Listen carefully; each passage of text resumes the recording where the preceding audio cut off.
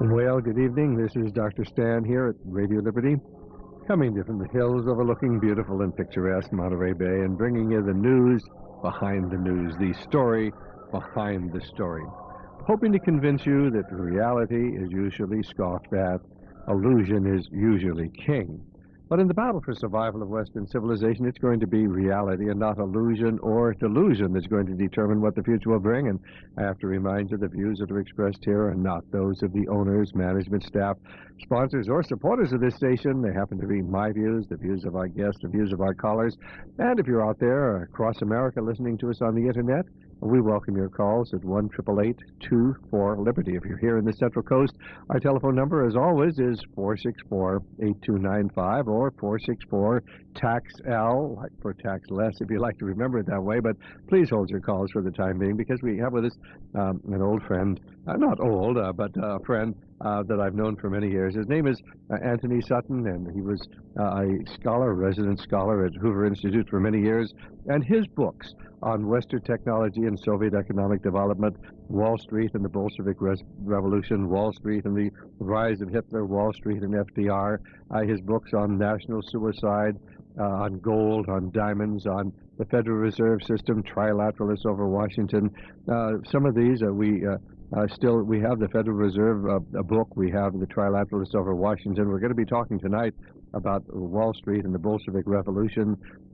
And of course, these books point out the fact that since the inception of communism in Russia, it has been financed by the West. In fact, there never would have been any communism in Russia had it not been for the constant infusion and transfusion of finances and technology to the Russians. Now, why would this have happened? Isn't there a conflict between communism and capitalism? I mean, everybody knows that. We're taught that. We're taught that in school. Everybody in the general media, the average American believes that there is a conflict between communism and capitalism. Well, if you were to read the book, Wall Street and the Rise of Bolshevism, or hopefully after our interview this evening, you'll begin to realize that most of what you believe just is not true. Anthony, are you there? Yes, good evening, Stan. Nice to talk to you again. All right, well, it's a real pleasure to have you. And in fact, I just started rereading your book, Wall Street and the Bolshevik Revolution, and it's fascinating just to go back and see the part that these people from the Federal Reserve Board and those people associated with J.P. Morgan and Company, the great banker, and the Rockefellers, the part that they played in actually financing the communist revolution. Now, would you like to tell our listeners what the source of your documentation was? Because didn't much of this come from the State Department files? Yes. You see, the generally accepted interpretation of the revolution is totally inaccurate. It's based on Marxist sources, and it's based on George Kennan's books, who used to be with the State Department. And what I did, I bypassed that, and I went straight into the State Department files, the major decimal file. Now, this is important because up to before 1946, when the CIA was founded, the State Department did all the intelligence work. So what I got was the raw intelligence data, as it is today, even in the State Department files. And I based the books on this. Now, did you actually go back, or would they copy them for you? How did you get that information? There's about 3 million documents in the decimal file. And I didn't read them all. But what they have, they microfilmed the key sections. And you can buy this stuff on microfilm. And 25 years ago, when I wrote the book, I must have bought about 200-300 rolls of microfilm. That's maybe, about a couple 100,000 documents. So what you've got is my books are based on this raw material, which is available to anybody who wants to go to National Archives and check me out. And in the books, of course, I give you the file numbers. And, of course, really what's so fascinating to find out that all you have to do is look and see what this information shows to discover that communism was certainly financed by the great American capitalists, and specifically the names of Morgan and Rockefeller, Thomas Lamont, and Charles Crane, and Thompson, was that Boyce Thompson? William Boyce Thompson. Yes. These names keep coming up over and over and over again. And, of course, this is the one part of the story that the average American does not really understand. Yes, I think there's a misconception here. These guys weren't communists, they weren't Bolsheviks. Right. But it's the way to make money. Right. If you want to make money, you don't go out in the competitive marketplace and fight with Tom, Joe, and everybody else. What you get next to government? You get a franchise. You get a monopoly. And the best monopoly you can get is a socialist state because it cannot progress technologically. So these guys are smart. They said, we don't want Russia as another competitor to the United States. What we'll do, we'll make them a captive, a technological captive and a financial captive. And really, it's quite simple. If you want to make money, you get a monopoly. And the best monopoly there is a socialist state. And of course, you So start. from their viewpoint, it makes a lot of sense. You start your chapter 1 with a quotation from William Lawrence Sanders, who's the chairman of Ingersoll Rand, who said, "I am in sympathy with the Soviet form of government as the best suited for the Russian people." Now, here's the head of a major American corporation saying, "I'm totally in sympathy with this totalitarian, ruthless government that's being set up." He was there. the deputy chairman of the Federal Reserve Bank in New York as well. Right. And so here we begin to see the tie-in then between our Federal Reserve, our central banks, and, of course, the institution of this brutal tyranny upon the Russian people. Now, where did Robert Minor fit into this? You have this picture. Oh, yes, Robert Minor. He was a cartoonist for the St. Louis Post-Dispatch, and he did a brilliant cartoon in about 1911, I think. And he put Karl Marx in the middle of Wall Street, you know, with his beard and socialism tucked under his arm, and surrounded him on Perkins and Rockefeller and Armour and all these big capitalists in Wall Street, and they're all congratulating him. They're congratulating him because he's going to give them the captive market that they want. So everybody's been disillusioned here. You know, the Marxists think that they're fighting the capitalists. They're not fighting the capitalists. They're the biggest allies. Of course, but the average socialist out there has no idea that he is simply being exploited any more than the average person who's dedicated to free enterprise and who supports this idea of capitalism realizes that the very form of a system of economy that he is supporting is financing his so-called enemies. But you see, there's a distinction here between your big international bankers, your big multinational corporations, who think in world terms, global terms, and the average guy trying to make a buck on the street running a gas station. Sure. And they're two different interests. But as I say, these guys are not communists, they're not Bolsheviks, they're just out to make a big buck. And they certainly have prospered very well. But what worried me, and has done all these years, is the human cost. Because, you know, we build up the Soviet Union, we're building up China, and there's a human cost here. The wars we get into where our men get killed with their own technology.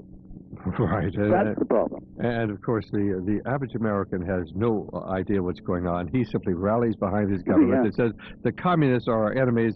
That's why the federal government needs more money to build up the technology. But that technology today is being used not to monitor the communists in Russia, but through our satellite technology, through Echelon, through so much of the technology that we have perfected in the name of fighting communism, it is increasingly being used to monitor Americans. The Cold War was a hoax from beginning to end. Right. And because we're using our technology against it. Well, now, who was William Boyce Thompson? Because that name was a very successful mining entrepreneur. He made a lot of money, very closely associated with the Morgans. And he was the key to the implementation of a system to the Bolsheviks. Now, if you read your everyday history, you know, the capitalists or the Nazi people trying to suppress the Bolsheviks. That's nonsense, because William Boyce Thompson was in there with money, $1 million, I think, he took in there. And he took the Red Cross mission over there, and they actively supported Trotsky and Lenin in fomenting the second revolution, the Bolshevik Revolution. Now, the interesting point here is there were two revolutions in Russia in 1917. The first one defeated the Tsar, and you got an independent, fairly free Russia for about 6 months. Under Kerensky. Yes. And then the second revolution in October, using the Russian calendar, the second revolution was the Bolshevik Revolution, and this is where Wall Street came in and helped them. All right, and so then we see William Boyce Thompson putting in $1 million, and then, of course, that $1 million in those days was probably equivalent, what, to $100 million or $75 million today? That's what, 20, 30 million. You could do a lot with that money in Russia at that time. And then, of course, Thomas Lamont, a senior partner in J.P. Morgan and Company, didn't he also get some money in there? Oh, he had money in there. But Lamont is important because he assisted Mussolini in the same way. You see, they weren't only assisting the communists, they were assisting Hitler and Mussolini and the Sun Yat-sen Revolution in China in 1912, Pancho Villa in Mexico. And so they Whenever were you get a revolution, if you look hard enough, you'll find some bankers behind it. and I think that's what people have to understand, that all of these various so-called socialist revolutions have been financed with American capital. Now, of course, then we have the Crane mission. Now, who is Charles Crane? Charles Crane was another of these entrepreneurs, and what you get is about a half a dozen of these major Wall Street people, each running their own little mission over there, and the missions really were kind of support for the revolution. The most interesting example is the Siberian Railroad. If you read New York Times of that period, you will get the argument that the American forces went in to protect the Siberian Railroad, to keep it away from the Japanese. No, okay, That's not so. They were preserving it for the Bolsheviks to take it over. And this was actually in the eastern part of Russia. Right. Yeah, you're getting very faint, Stan. Oh, I'm sorry. Can you hear me all right? Just a little bit better, yeah. All right, fine. And I think that, of course, if we go into the story of General Wrangel, who headed the Army of the South, and of course they were the White Russians fighting the Red Russians, and they ran into the same problem. The British well, of course, Morgan helped the White Russians as well. Right. He would always finance both sides. And you get that in Quigley's book, Tragedy and Hope, where what they do, they finance both sides because you're back to Hegel, the Hegelian conflict, the dialectic. If you get two sides opposing each other, you get conflict. And this is seen as progress. Now, then, of course, we get to Leon Trotsky, who was one of the major players in the Second Revolution, in the October Revolution. And you point out that he gets arrested in France because of some revolutionary writings, and then he gets sent to Spain, and he gets really a very expensive first-class cell, which he has to pay for.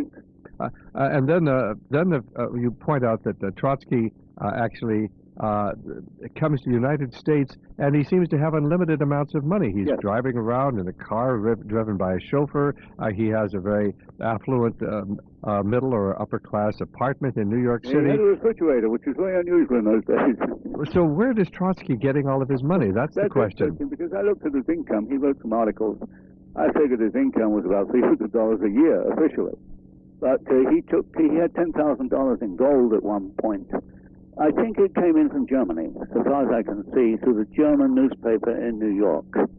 But he undoubtedly got money from other places as well. All right, and then, of course, Trotsky's famous trip where he left the United States, went to Canada, well, at least he was on a ship, where the ship was stopped and he was impounded by the Canadian government, and then orders came that he was to be released so he could go back to Russia. And of course, when he went to Russia, they carried out the Second Revolution, which destroyed Kerensky's government and imposed the brutal communist tyranny. What's the background of that story? Well, that's interesting there, that whole story about Halifax and being taken off the boat.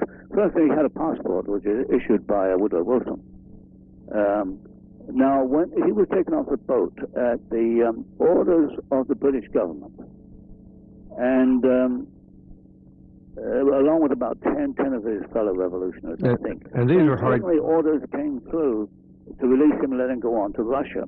Yeah, but now, I traced this back to the Postmaster General in Canada, who had a link with New York, and somebody pulled some strings in New York to get the guy released, and finally the British government turned around and said, release him, let him go. And of course, the amazing part to me is the fact that it was quite obvious that Trotsky and Lenin, if they were able to create a counter-revolution, would pull Russia out of the war, and that would release the German troops from the Eastern Front to go to the Western Front to kill American boys, and British boys too. So it would be only logical that they want to keep Trotsky locked up. They wouldn't want a counter-revolution. Exactly.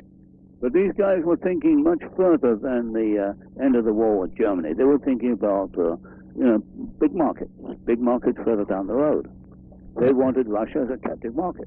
And they certainly got Russia as a captive market. Yeah, they did, as I showed in the 3 volumes out of Hoover Institute. Now, basically, the people that we see involved, we see the Morgan interests, we see the Rockefeller interests, we see Armand Hammer, we see Harriman. Who were some of the other capitalists? Well, Abel Harriman. Armand Hammer is a little different case because his father, Julius Hammer, founded the Communist Party USA. Right. And he actually financed the party in the early days. He's a different case, but he had remarkable access is the key word here, to every president from Wilson onwards. But the others were basically major capitalists. Averell Harriman is one of the key ones, and when you come to the Hitler financing of Hitler, you get Averell Harriman again and Prescott Bush and number of people like that. Well, of course, we see the same people financing Adolf Hitler, who financed the Bolsheviks, and the average American has no idea that. They think that, we were anti-fascist or anti-Adolf Hitler. Now, what about Henry Ford? Henry Ford seems to be involved with both communism and fascism. Yes, he was. He's a little different case, too, because Henry Ford kind of went off on his own and took these 100 historians to Europe thinking he was going to get peace, but he was actually decorated by Hitler. Right. He was, because he helped finance Hitler, and also, I think some of his money probably went into the Bolsheviks, but he wasn't a major character in the early days. Well, didn't he actually build the Ford motor plant at Gorky? Oh, yes, but that was done by, I've forgotten the name of the corporation now. The Gorky plant is a copy of Ford Motor in Dearborn, in the same way that the Magnitogorsk steel plant is a copy of the U.S. steel plant in Gary, Indiana. You see this captive technology, captive market coming into play. And they pulled it off very well. You see, the Soviet propaganda is they built the first 5-year plan, second 5 plan, all by themselves. They didn't. The American companies went over there and built it for them. Now, what about this Olaf Oschberg? He was, a Swiss banker who actually helped to fund the whole Russian Revolution? Yeah, well, he was another character in here. Oschberg was the Morgan agent, I think, in Russia before the revolution. And, of course, he did his little part during the revolution, particularly when it came to gold sales. So when the Soviets got established, they had to sell gold, and Oschberg finagled this through to the U.S. Treasury, and there's something in the background here which I haven't fully explored. It was stamped as not being Soviet gold. It was genuine Tsarist gold and therefore could be sold. There are all kinds of things going on where the way was smooth for the Bolsheviks to survive and build. And, of course, all the time ranting that they were going to destroy capitalism in the West. Yeah, well, that's a front. I mean, it's ridiculous, really. In fact, Trotsky made a speech once. On the same day, he said, he made a speech saying, we can never ally ourselves with capitalist Americans. The same day, he visited Ambassador Francis, the U.S. ambassador in Moscow, and asked Francis, please, could he have help from the U.S. Army to train the Soviet Army? And he wanted some rifles and ammunition. So, you get this dichotomy, this two-facedness all the way through this. Well, now, what about Lloyd George? Lloyd George became the British Prime Minister, I believe, in December of 1916. Yes. And, of course, does he go right along with this whole situation? At first, no. The British cabinet at first was very anti-Bolshevik. Then they had a visit from, I think it was Thatcher, who was a Wall Street attorney. And you see, I went into the British papers, they're now released, the confidential papers, and you find that Lloyd George was a flip-flop. He went from being anti-Bolshevik, overnight he became pro-Bolshevik after the visit by Thatcher. Now, I have the Thatcher memorandum. I think I put it in one of my books, a part of it. And Thatcher made a strong case that we should be supporting the Bolsheviks. And that's what turned the British cabinet. And, of course, Milner was... Milner, yeah. And what part did... most of our listeners out there don't know who Lord Milner was, but Lord Milner was a man who was part of Cecil Rhodes' original secret society, and certainly one of the dominant forces in creating the Boer War, and then it was his men, his so-called roundtable group, who completely surrounded Lloyd George. In fact, there's a book called Lloyd George's Secretariat, and 4 of the closest advisors to Lloyd George, the British Prime Minister, happened to come from Milner's secret society, and Milner himself was on the War Cabinet, one of the 3 members of the War Cabinet. So, did you actually get a chance to explore the part that Milner had played? Well, yeah, Milner was extremely influential. He was, I forget his exact position, but he was a kind of the foreign policy advisor to Lloyd George. And as you say, he ties back to Cecil Rhodes. He was also tied in with the Oxford Group. And out of the Oxford Group came the Council on Foreign Relations in the United States. Right. So you can trace all these things, and they all link together as you go along. But you have to look at history in a completely different way. What they're teaching now in the universities is frankly garbage. It's not true. It's not based on the files. And until it's based on the files, people will not be getting an accurate understanding of all this. And of course, I remember many years ago I had the opportunity to interview Norman Dodd. In fact, the same time I had an opportunity to interview you back at Bob Jones University. Remember that? Yes, that was many years ago, 20 years ago. Right, and Norman Dodd came there, and he pointed out that the American Historical Society and many of these historical organizations had simply been bought off by grants from the great tax-exempt foundations, the Rockefeller, Ford, Carnegie foundations, and so that the entire thrust of history was changed. And if they couldn't buy and purchase the historians, and some of them, like Beard and Harry Elmer Barnes and others, great giants of the first part of the century, would not be bought off, so they simply created their new historians and got them in as professors. Well, to me at the Hoover Institution, once I got to a certain point, because I wouldn't toe the line, because I wouldn't write what the establishment wanted written, I was persona non grata from then on. I know, and of course... It doesn't worry me in the slightest, because it started me on a whole new career. Well, of course, really a lot of that came about after you gave a talk at the Republican National Committee. In Miami Beach. Why don't you tell the story of that? Because, of course, this was during the Vietnam War. Yeah. And you pointed out that the North Vietnamese were being funded by the United States. Yeah. So could you tell that story? Because that became the basis of your book, National Suicide. Yes. Well, National Suicide itself was an interesting thing, because after I wrote the 3 volumes at Hoover, they were delaying publication of the 3rd volume. That was the Western technology and Soviet economic development, right? Yeah. So what I did, I saw the game. So I turned around very quietly. I wrote National Suicide and got it published. They found out nothing about it. And also, I went to Miami Beach. Somebody got me to talk there. Now, this was the Republican convention in Miami Beach, right? 1972. 1972, I think right, it was. Right. And I gave them a summary. I said, look, we're getting men killed over there with our own technology, and this is wrong. And I said that for about 20 minutes, and they moved the TV cameras out. All the copies went out of the press room. And I think it was Lugar. He's now Senator Lugar. Right. I could see him getting red in the face. And when I got back to Hoover, I was told, one more speech like that, and you won't survive, Tony. So it was a tough speech, and it's still available today. People still read it, apparently. How can our reader get hold of a copy of that speech? There's a book called Best Enemy Money Can Buy, which is put out by Liberty House Press up in Montana, and it's printed in the back of that. Liberty House Press. Do you have a telephone number or any way to get hold of them? Liberty House Press? Right. If not, I will get that for our listeners if they want it. Yes, I can let you have it. I should know it. I've been my publisher for 15 years. I should know it offhand.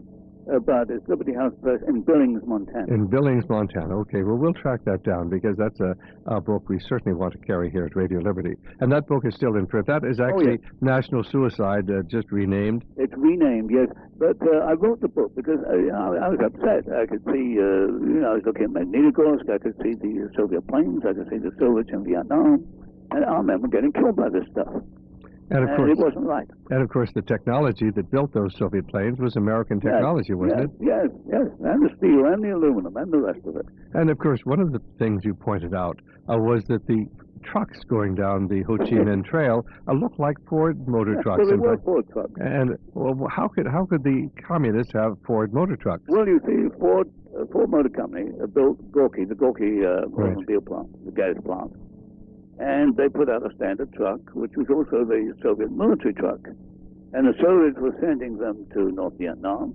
And our pilots were right when they said they looked like Ford trucks. Well, they were Ford trucks, but they were built in Russia. Right. There's another interesting point here. Caterpillar Tractor Company. There are more Caterpillar tractors in Russia than there are in the United States.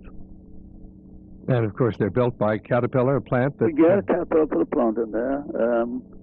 They had 3 tractor plants, Kharkov, Stalingrad, and another one. And they were building copies of Caterpillar, and they were very smart about it. They didn't try and change the design. They copied it exactly. And they got a good tractor out of it. But these tractors, you see, if you got a tractor plant, you also got a tank plant. This is the same technology. You have to upgrade it and change it a little bit. But if you got a tractor plant, you can produce tanks. So anyway, those pilots are right, and this is what was upsetting me back in 1972. I mean, this was a con game which is killing people. And of course, wasn't the radar technology that they were using to target the North Vietnamese anti-aircraft weapons at our planes actually our technology was given to Russia? Yes, it was ours, but not only that, and this has not come out too much. The Soviets were actually in North Vietnam, training and utilizing the equipment on behalf of the North Vietnamese. But I think the most incredible part is that we were giving Russia, or lending money to Russia, I think something like $40 billion from America and our allies up to about 1974. Wasn't that the figure? Yeah. And of course, the thing is that most of that has simply been written off, and then we continue giving them more money. And they just defaulted on a $100 billion loan within the last 2 or 3 months. And how did we respond? Why, we gave them more money. We're doing the same with China today. And of course, the average American has no idea because, of course, when Dan Rather, Tom Brokaw, and Barbara Walters tell them that there's a conflict between communism and capitalism, and they repeat it over and over and over again, they come to accept this as fact. Now, you see, the problem is the book distribution is controlled. Yes. I can give you an example right here. This book you were talking about, Wall Street and the Bolshevik Revolution. When it came out, and Publishers Weekly comes out each week. And they put 2-3 lines in every book that comes out, and this Publishers Weekly goes to all the bookstores. And my book got the #1 listing, and I didn't get 2 lines, I got 4 inches of text in Publishers Weekly. And the reviewer at Publishers Weekly, they gave a very fair review of the book. I'm going to ask Barbara if she'll come in here, please, and go right ahead, please. They gave a very fair review of the book, but not one bookstore ever carried it. So something happens between the review of the book in Publishers Weekly and the bookstores. Now, the Internet has changed all this. That's one of the great advantages of the Internet. Now this information is becoming available. And I think it's so vitally important that people do understand that books are actively suppressed in America, contrary to everything we hear. And there is an organized effort to block the distribution of information. And certainly your book, Western Technology and Soviet Economic Development, you commented that they actually withheld the publication of that for a time. But there's another interesting point here. They held that up for 18 months, but they have kept it in print for 31 years. Oh, so it's still available. It's still in print. My guess is that they would look, if they take it out of print, the rights come back to me, and they don't want me to have the rights. That's my guess. Well, let me tell our listeners, I have all 3 volumes. It's a fascinating book. In fact, a fascinating set of books. In fact, Zygmunt Brzezinski even talks about Professor Sutton's work in his book, what was it, the Between Two Ages, and acknowledges the fact that it really is true that they're not getting the information. I'm going to ask Barbara if she'll come in here, if she'll call the engineer, because we just lost our internet connection, and I know that there are people out there across America who are trying to get this, really looking forward to hearing this. So if Barbara will simply call our engineer, and we'll see if we can get hooked back up again. Under any circumstances, when we were talking about the Vietnamese War, wasn't it primarily American technology that was involved in the ships that were bringing the weapons of war? Yes, that's another interesting situation, the Soviet shipping. What I did, I got the Soviet register of shipping. Now, they had to publish that because Soviet ships are going into ports around the world, and the harbor masters need to know the details of the ship. Now, in the Soviet register of shipping, I found a complete description of every engine of every ship, including the manufacturer of the engine. So I went through 6,000 entries, and I think I found that 80% of their ships have been built outside the Soviet Union. All their marine diesel engines. I'm going to have to interrupt you there. We've just suddenly come to the point where I hate to do that, but we've got to take a break right now.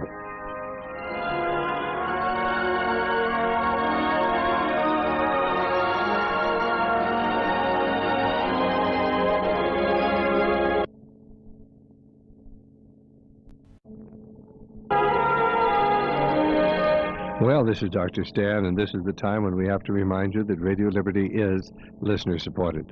And if you're out there across America or even the Central Coast area listening to our program, we hope that many of you will decide that now is the time to join the Radio Liberty family of supporters. And, of course, this is how we maintain our coverage here in the evening. We maintain our afternoon program. The 22, 23 stations that we're on across America, it's really your contributions that allow us to have the voice. And if you believe in what is being said here, if you believe the information we're putting out is vitally important to the American people, they have to understand that the Cold War was a scam. The end of the Cold War is a scam. And of course, what's going on today is going to lead us to the eventual loss of all of our freedom as we move from freedom back into feudalism with a ruling aristocracy. And this is our concern, that the average American has no idea of history or of what's going on today. And the purpose of Radio Liberty is to bring you the news behind the news, the story behind the story. And so we hope that many of you will decide, I want to become part of somebody who's doing something, part of the team, the Radio Liberty team, and for a suggested gift of $20 a month or more, why, you can get our 4 best tapes, you can get our newsletter, and you can help us to get the information out across America. It's as simple as picking up your telephone and calling 1-800-544-8927. That's 1-800-5-HIV-WAR, because we are at war. America is under siege today. Again, the telephone number, and we hope many of you will decide tonight that you want to become part of the team, 1-800-544-8927.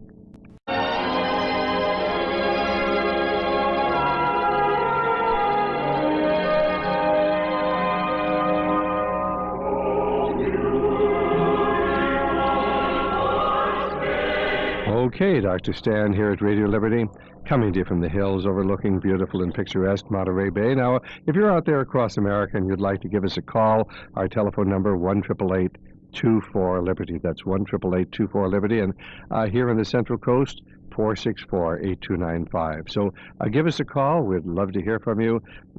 And if you have a question or comment on what you're hearing tonight.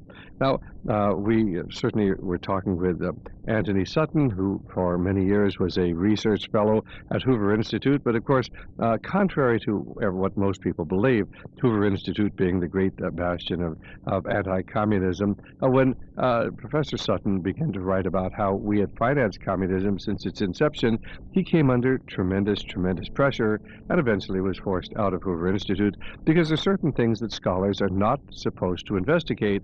And of course, most of that is the fact that since the inception of communism, it has been funded by great American banks and great American corporations. And so we've been talking about, first of all, his trilogy of books, Western Technology and Soviet Economic Development, which is the classic analysis, documentation of the fact that since the very inception of communism, it was funded by the West. And then, of course, we get into the 3 books, the so-called Wall Street trilogy, Wall Street and the Bolshevik Revolution, Wall Street and the Rise of Hitler, and then, of course, Wall Street and FDR.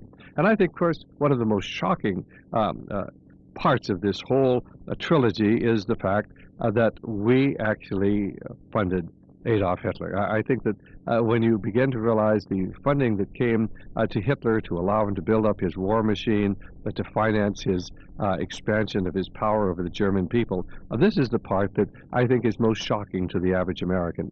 Who were the people who were funding and financing Adolf Hitler? Well, the funding from the United States went through Union Banking Corporation in New York and to a Dutch bank. That was to disguise the flow of funds. And from the Dutch bank, it went to the Schroeder Bank in Germany to an account run by Rudolf Hess, I think. Now, the Union Banking Corporation in New York, very interesting. I think it had 8 directors, 4 of which were Dutch Nazis, and the other 4 were members of Skull and Bones, the Yale secret society. And that included Harriman and Prescott Bush, the grandfather of the President Bush. And that was the main funnel for U.S. funds. Of course, there were other things. Hitler was assisted with technology. There's no question about that. For example, Standard Oil sold the hydrogenation patents to make oil from coal in about 1927, I think. And there's no way Germany could have gone to war in 1939 without the synthetic oil, because Germany just has no oil deposits. And of course, the formula for making ethyl high octane gasoline came from Standard Oil as a corporation, right. yes. And then, of course, the thing that all during the war, while we had the American plants, General Motors, General Electric, IT&T, Ford Motor Company, they were all producing the war materials for Adolf Hitler. Yes, definitely, yes, yes. Not only that, but there was something quite interesting.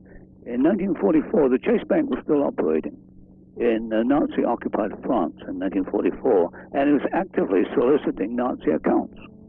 So here you got Chase Bank operates in the United States, which is at war with Germany, and you've got Chase Bank in Paris. It's trying to get accounts from the Nazis. And then, of course, where does I.G. Farben fit into this whole incredible I.G. story? Farben is interesting, too, because a number of the directors were American. And I.G. Farben was a big backer financially of Hitler.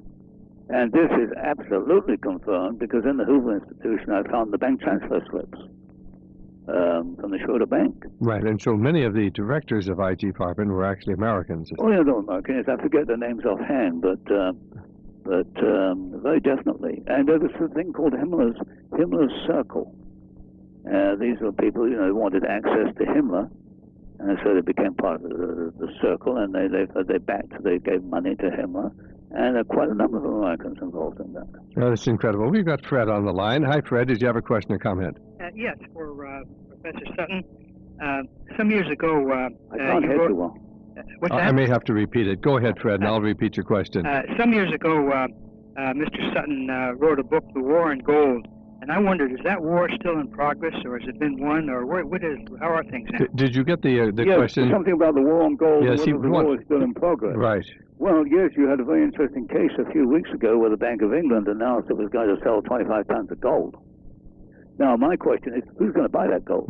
If you've got to sell it, you've got to have a buyer. And of course, would any person on Wall Street announce, I'm going to sell 1 million shares of stock in my company, because it'd drive the price down? The only reason that they made that announcement was to drive the price down. It's all manipulated, Fred. It's a gut check, as I call it. Right. I mean, it's trying to take out the weak holders. So, I mean, if I'm right, then the price of gold will rise probably after Y2K next year. Right. Anything else, Fred? I had another comment that I just wanted to make. Is there any difference, any moral difference, between what the Japanese did at Pearl Harbor and what our armed forces did in Serbia? Moral difference? No. Both of it's aggression. What's that? Both of it is aggression. In other words, both of it is aggressive. Right. It's no moral in my book. Right. I mean, if Milosevic was such a, there are other ways of getting someone out of power without bombing the hell out of Kosovo and everyone else. And killing all the civilians. And killing all the civilians. But not killing Milosevic. We never tried to target Milosevic. He's still there, along with Saddam Hussein. Right. And so we kill the people, but we leave the chief of state in power, so we'll have somebody to negotiate with. Of course, there's money in that. There's big contracts in that. But there's one very interesting thing. I noticed the way they conduct wars these days has changed considerably. They're very careful not to get anyone killed on our side. Right. That's the difference, I think. But of course, you still got Yugoslavs and Iraqians being killed. Okay. Anything else, Fred? Thank you. Thanks so much. Let's go to Tony in SoCal. Hi, Tony. Yeah. Good evening. Hi. It's really great to hear Antony Sutton. Really something. The question I had to do with what you were talking about before, the last caller, about Adolf Hitler. Mm-hmm. And I was wondering what Professor Sutton had to say about the early financing of Hitler and General Electric and how the Roosevelt family fit into this. All right. The question was the early financing of Adolf Hitler, General Electric, and the Roosevelt family. And, there's a lot of different. There was financing through General Electric, through Osram, to I.G. Farben America, and the Standard Oil. That's the financing aspect. But there's another interesting aspect. There was a cousin of Franklin Delano Roosevelt, Punzi Hamstegel, who was one of the inner circle of the Nazis. He was at one time a U.S. military attaché in Berlin, I think, and then he joined the Nazis and actually was right on the inner circle advising Hitler. And he was a cousin of Roosevelt. Now, about 1944, I think he got out of Germany. He went to Canada, and I think Roosevelt got him down to the United States.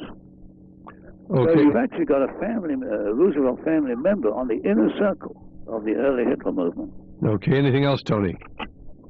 Yeah, don't mind. I'd read several books about several of the Rothschilds who were actually helped to escape from Hitler's regime during his when he was actually supposedly going after the international bankers and the Jews that he had so much hatred for, but yet he was letting the Rothschilds out. Well, I don't know. Well, let's ask Professor Sutton. I don't know about the Rothschilds. I think you're thinking of the Warburgs, Tony.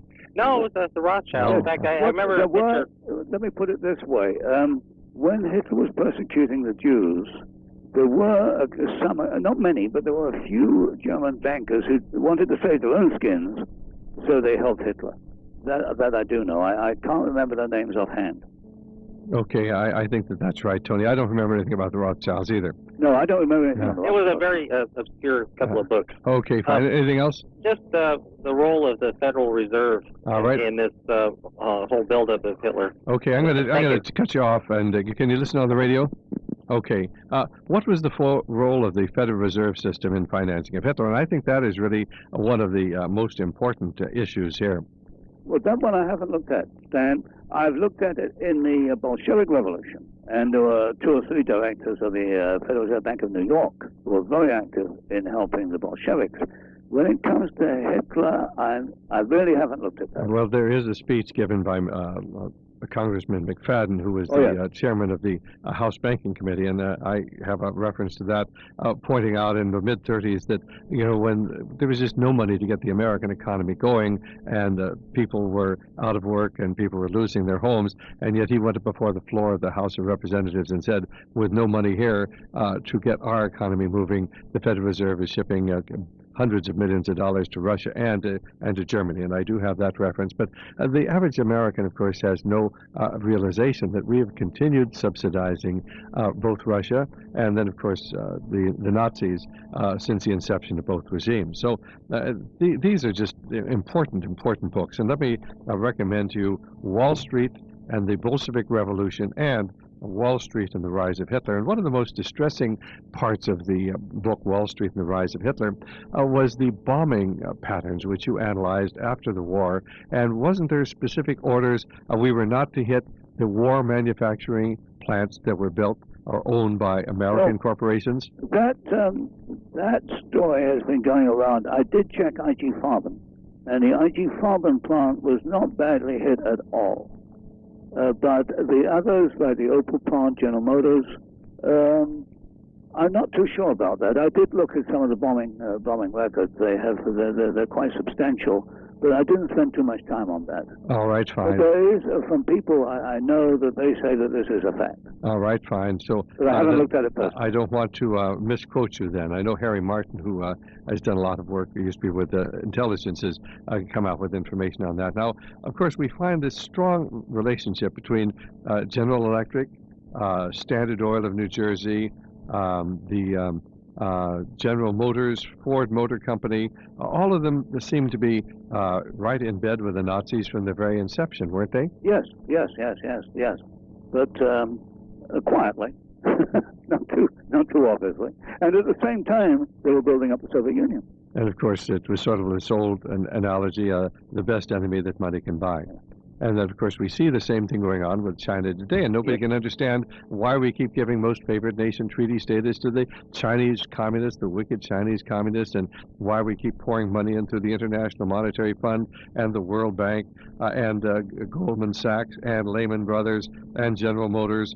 We just can't understand why the same people are doing the same thing in communist China that they did in Stalin's Russia, Lenin's Russia, in Hitler's Germany. That's interesting. Is it that they don't know? Well, they really don't care. No, I think that they really don't know. I think that there isn't a tremendous apathy out there. But, of course, what we try to do with our programs is to educate people and help them to learn these things and say, look, if you don't believe us, why, you can certainly check out the writings. Now, you mentioned that Wall Street and the Bolshevik Revolution is now being printed by somebody in the East. It's out. It's been reprinted. I made an agreement in January of this year. In a library edition, it's very expensive. It's $36, and it's being put out by Buccaneer Books in New York.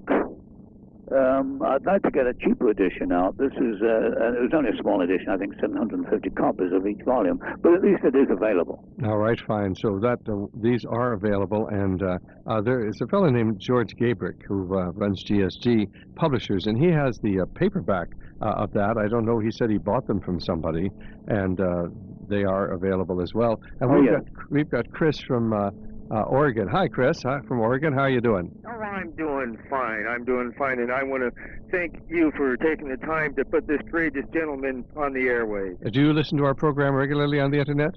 No, I don't. I was trying to listen to it today, and I was having some trouble, but I heard a little snippet. All right, fine. Did you have a question or comment? Yes. My basic comment was on his book, The Best That Money Can Buy. The Best Enemies That Money Can Buy, right. That's that's the National Suicide in reprint form. Right. I was wanting to have him comment about that and about the current China scandal and how if they relate at all. Okay. Well, I see a duplicate in the China situation. We're doing today with China what we did, with the Soviet Union and everybody else. You got the example of Loran, Bernard Schwartz, who sold his missile guidance technology to China. And that's the thing that Reno is trying to cover up right now. And it's the same thing. And of course, we're always trying to say, well, it was this spy that was working in Los Alamos or something. And I don't believe it was a spy. I believe we've been intentionally transferring our technology all along. But we have to just blame it on somebody. Somebody, yeah, that's right. And this is the fall guy. I mean, this is all to keep the American people from understanding how the game is really played. They haven't charged him with anything. Right. And it gives it gives them something to say that Clinton is working with the Chinese, and it gives the rabid anti-Clintite something to grab onto. And does Mr. Sutton have any comments about, China and the Skull and Bones people that, I know he's done some very good research on? All right. The question is there any connection between the Skull and Bones Society and the continued financing and support for Communist China? Certainly George Bush, Skull and Bones, and basically, I'm sure that, George Bush, even after Tiananmen Square, refused to cut off most favored nation treaty status for Communist China. Yeah. Well, you see, making money is more important than things like human rights. That's what it comes down to. Well, I think one of your most fascinating series of books was your books on the Skull and Bones Society. You called it The Order. Is that book still in print? Oh, yes, very definitely. It's from Liberty House Press, Billings, Montana. All right, we are going to get in touch with them then. They've had that book in print for 15 years. Why don't you tell our listeners a little bit about the Skull and Bones Society? Well, that was a secret society founded in 1830 in Yale. Actually, it's a chapter of a German secret society. Right. And I'm sure I don't want to talk too much about that. But they have 15 new members every year, and these people are extremely influential. Now, is George Bush Jr., the current Republican presidential candidate, is he a Skull and Bones? Oh, yes. As was his father, as was his grandfather. And grandfather. Right. And the grandfather. Right. That's Prescott Bush. If you look at, say, the story of Prescott Bush, you'll see the tremendous influence these people have. They get in all the key positions. There's only about 600 of them around at any one time, but they're put into key spots where they can influence policy, influence the way things go. In fact, there's a wonderful movie that was sort of a takeoff on this. It was called The Brotherhood of the Bell with Glenn Ford. And if you haven't seen it, I'd suggest you get it, Chris. If you don't know how to get it, let us know. That was pretty close. It really was. I have seen it. Very, very good book. And, even George W. his maternal grandfather was Skull and Bones, too. Who is that? George Herbert Walker. Walker, yeah. Right. Banking family out of Missouri somewhere. And, of course, we find Averill Harriman there. Yeah, we find yes, that was the key one. And, of course, there's so many people tied into finance who tie into this secret society from Yale. I don't think it's the whole answer. Oh, of course, it's part of the answer. I think what it is, you've got an elitist group who have managed to get control of the state apparatus, and they're working it for their own ends. Right. And I don't think it's any more than that. I don't think it's political. I think it's just plain greed, frankly. And, of course, they all help one another, and you join the secret society. You're made for life as long as you go along with the agenda. You have to go along. If you want to get along, you have to go along. Right. Because that was my misfortune. I just refused to go along. Well, but you've had a fascinating life. Oh, really, I have. On the front lines of this battle, and you've provided so I much. wouldn't have had it. I should thank these people, for persecuting me because really they opened up so many opportunities and so much new knowledge. Well, now, of course, your book on diamonds, is that still available? Your book on gold? Yes, that's definitely still available. Is that the same Liberty House that has that? No, let me see. There's a bookseller down in Burbank, Atlantis Books in Burbank. And they bought a whole stack from me just recently. I see. So it's still around. And so, of course, this ties into the South African diamonds. Yes. And of course, there's always that underlying theme, of somewhere the descendants of Cecil Rhodes, who originally controlled the diamonds of South Africa, probably have some tie into De Beers at the present time. But have you looked into that at all?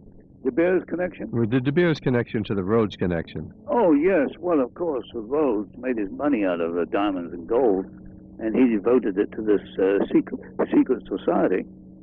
And the Oppenheimer family, of course, is still very influential today in South Africa, as well as elsewhere. In fact, they control the world diamond market. They certainly do, and talk about a cartel. But you see, it's not political. I don't think it's political at all. It's money. They can make more profit that way.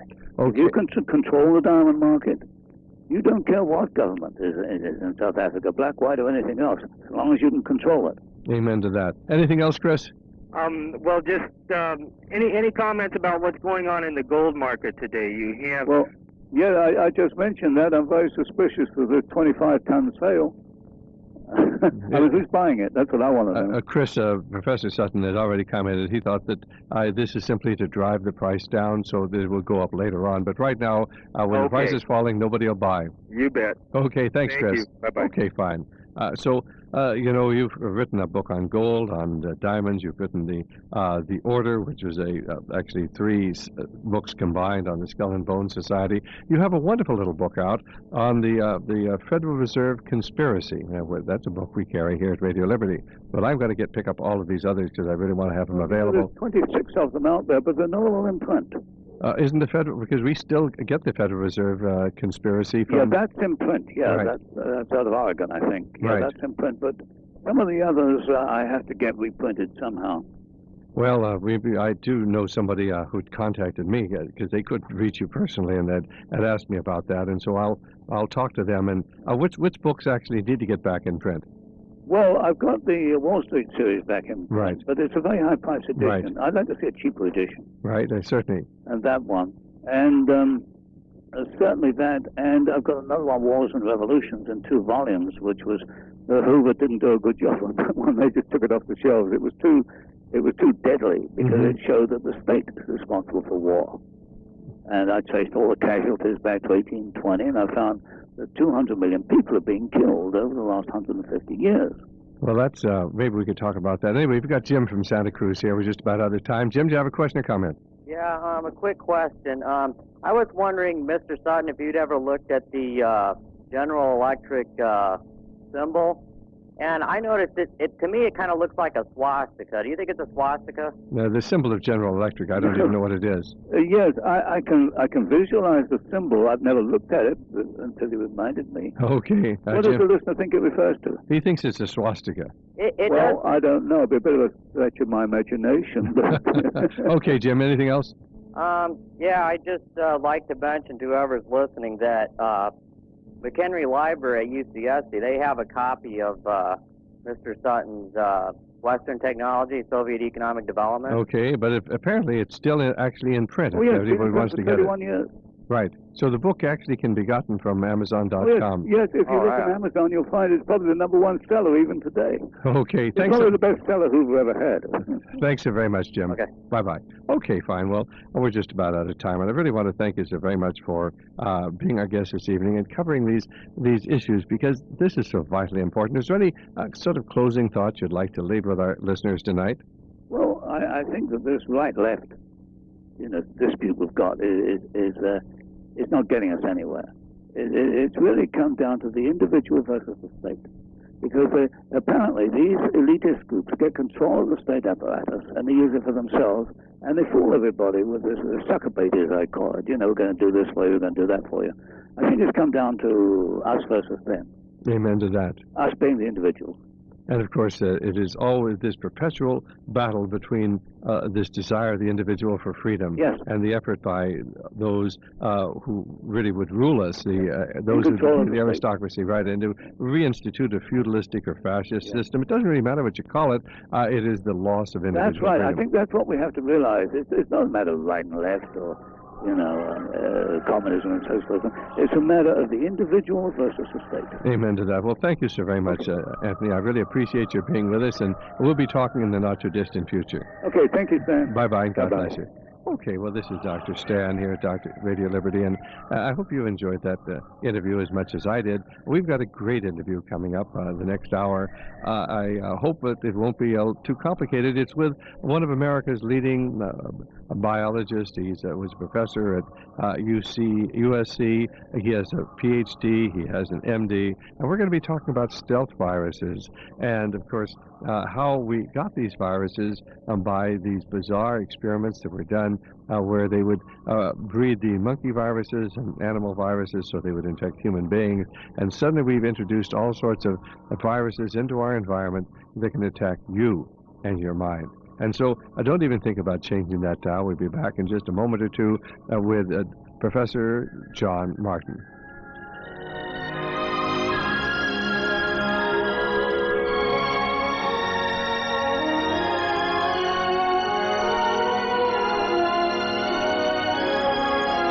Now, would you actually go back, or would they copy them for you? How did you get that information?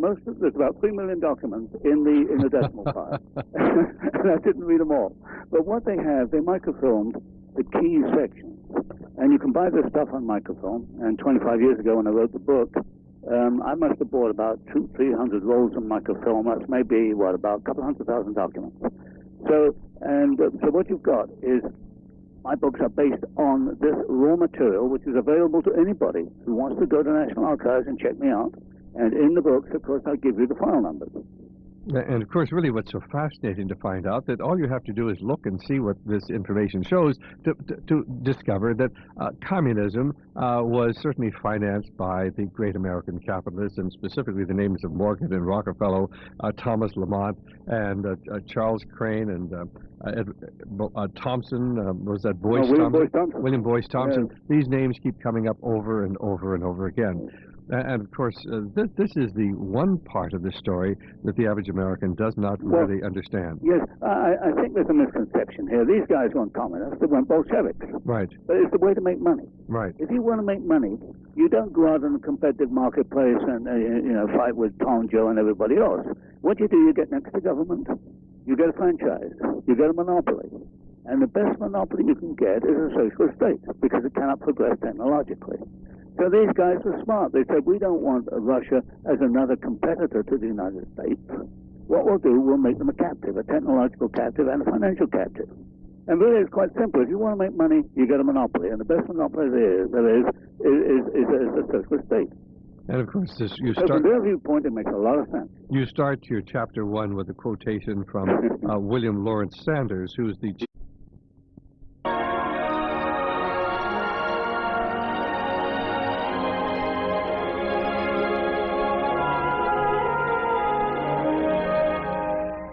Well, good evening. This is Dr. Stan here at Radio Liberty, coming to you from the hills overlooking beautiful and picturesque Monterey Bay and bringing you the news behind the news, the story behind the story, hoping to convince you that reality is usually scoffed at, illusion is usually king.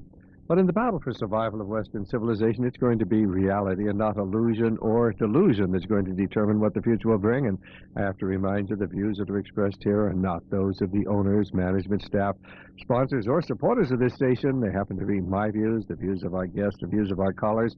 And if you're out there across America listening to us on the Internet, we welcome your calls at 1-888-24-LIBERTY. If you're here in the Central Coast, our telephone number, as always, is 464-8295 or tax L, like for tax less, if you like to remember it that way. But please hold your calls for the time being, because we have with us an old friend, not old, but a friend that I've known for many years. His name is Antony Sutton, and he was a scholar, resident scholar at Hoover Institute for many years.